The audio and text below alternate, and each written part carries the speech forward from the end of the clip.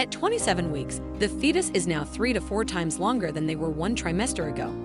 The respiratory and immune systems continue maturing. The fetus is developing its primitive reflexes, including the palmar grasp reflex, plantar grasp reflex, and Moro reflex. The palmar grasp reflex, for example, will cause the fetus to grab an object placed in its palm.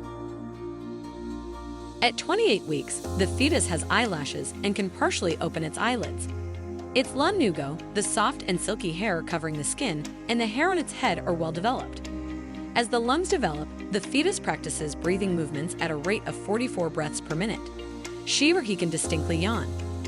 3 and 4 babies are now positioned head down. At 29 weeks, the pulmonary and central nervous systems become more functional. The central nervous system directs rhythmic breathing movements. Early alveoli, the air sacs in the lungs, appear. Between now and 40 weeks, the fetal lungs will develop 150 million alveoli. The tiny bones within the ear that were once cartilage have now turned into bone. At 30 weeks, the fetal spleen ends the production of red blood cells. Bone marrow is now responsible for forming red blood cells. The fetal brain has matured enough to begin organized sleep states with rapid eye movement, or REM, and non-REM sleep. These sleep states are crucial for developing the visual system. The placenta starts transporting more protein to the fetus.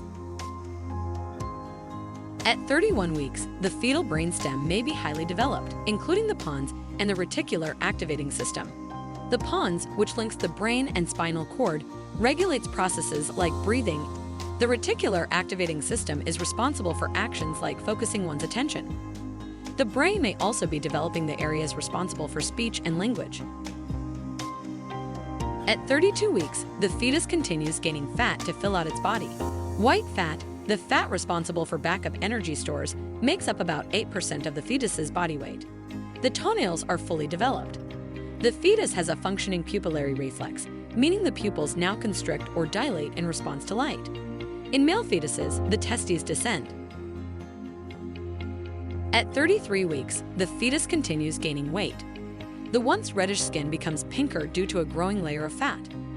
The sucking reflex appears around this time. As the auditory system develops, the fetus starts processing more complex sounds. The frequency of fetal breathing movements, which has been increasing, will remain constant throughout the rest of the pregnancy. At 34 weeks, the fingernails reach the end of the fingers. The intestines contain a greenish-black substance called meconium. Meconium contains substances from the amniotic fluid, including lanugo and mucus. While the fetus could have a bowel movement before birth, 80 to 95% of babies pass meconium after birth as the first bowel movements. At 35 weeks, the fetus starts to coordinate sucking and swallowing. Fat increases all over. The auditory system has developed to the point where the fetus can differentiate between sounds of different frequencies, such as the frequencies of speech and a pure tone. Within a 60 to 90-minute window of observation, fetal breathing and body movements occur for 20 to 60 minutes. At 36 weeks, the fetus's face becomes plumper due to increasing fat and stronger sucking muscles. The fetus's head may engage this week in people who have never given birth. Engagement means the widest part of the fetal head has moved down into the maternal pelvis. In people who have given birth before, engagement generally occurs later in weeks 39 and 40. At 37 weeks, the sucking reflex helps coordinate breathing and swallowing. This coordination ensures swallowed food won't enter the lungs. The fetus can grasp items firmly. It often moves its hands at or near its head, face, and mouth. This week marks the start of the finishing period. The rate of fetal weight gain slows down, and the fetus conserves energy for birth. At 38 weeks, the central nervous system continues developing. The fetus may have developed its initial long-term memory.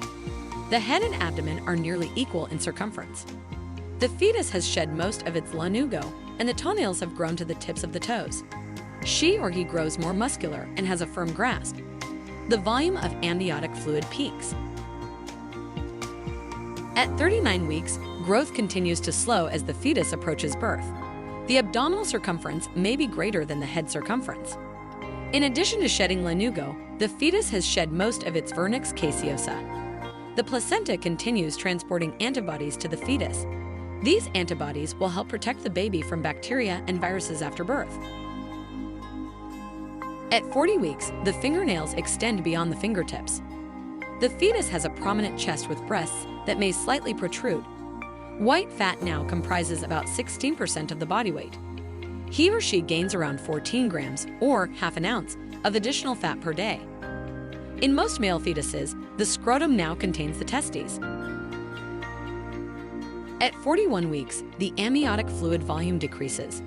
Without vernix caseosa to protect and moisturize its skin, the fetus may develop dry skin from exposure to the amniotic fluid. The central nervous system continues developing. As a result, the fetus is increasingly awake. When sleeping, eye inactivity suggests the fetus can enter periods of deep sleep. At 42 weeks, the fetus's skin may start peeling from exposure to amniotic fluid. Its hair and nails are long, and the endocrine system is preparing for birth. Much remains unknown about why some babies remain in the womb at 42 weeks. However, genetics are a contributing factor.